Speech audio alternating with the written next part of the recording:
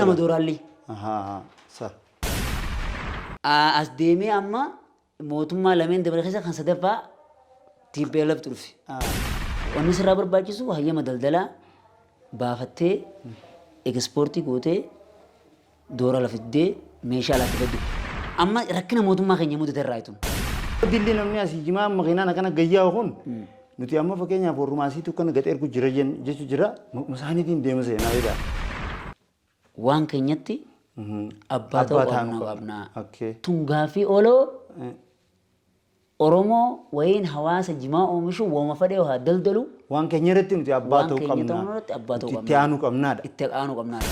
Mootummaan harka keessaan qabu yoo harka keessaa qabu amma reegalee harka irraa fudhate nama mootummaan hojjettoota jimaa ta'uu baafatanii nama jimaa daldalu seeraa dhiyeessuu qabdanii isin baasaa fida. Bakki rakkina kana dilli uume hanga silaa uummanni sirni amma duraatis fi haala mijeeffatee haala mijeessan jimaan deemuu ture. Gaaffii takkitti nuu qaalaa'uu qabaatan. Jimaan asii fi achii wal dhabe. Bakka itti irra wal dhabe. Warri achii sun immoo waan ifiin fadhan.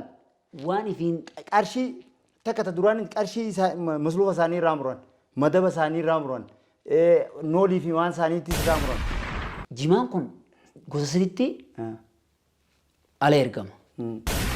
Garuu kiiloon takkittiin biyya tanatti amma yoo urota fudhatte kiiloo takka jaan kiiloon takkittiin ifiifuu kiiloo zaalimaati kiiloo 5 maali kiiloo 13 15 kiiloo 17 baadha. Jimaan elisiin deemutu kanarra irra rakasha. Itoophiyaa.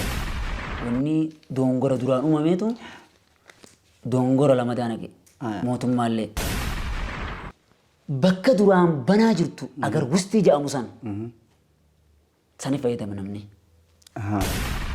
So kan Somaaliyaa deemu kan Somaalaandii deemu wanni ekspoortii ta'ee shuboodhaan ashagamee Jibroo seenee bee.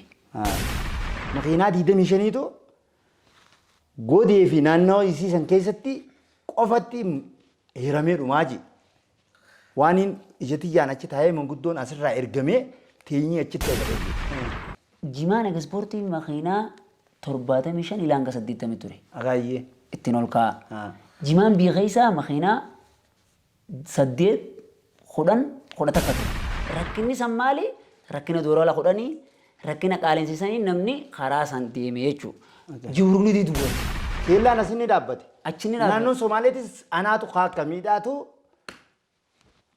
akkana taateeti. Isinni oomishtanii ana ka gurguruu hinumaa anatti itti farti oolisi. Wanni agar hustii ja'amu hin jirtu jee cufeeti. Cufee jiraami san. Biitii uumuu jettee maas. Biitii iyyiti. Amma guutumattuu furmaanni furamee hin jiru rakkinni furamee hin jiru. Waan kana qorattee mootummaan doorala sanii sirristee kan biyya keessaa fi alaa kanaas addaan baastee seera deebistee furmaata waaraa dhufuu qaba malee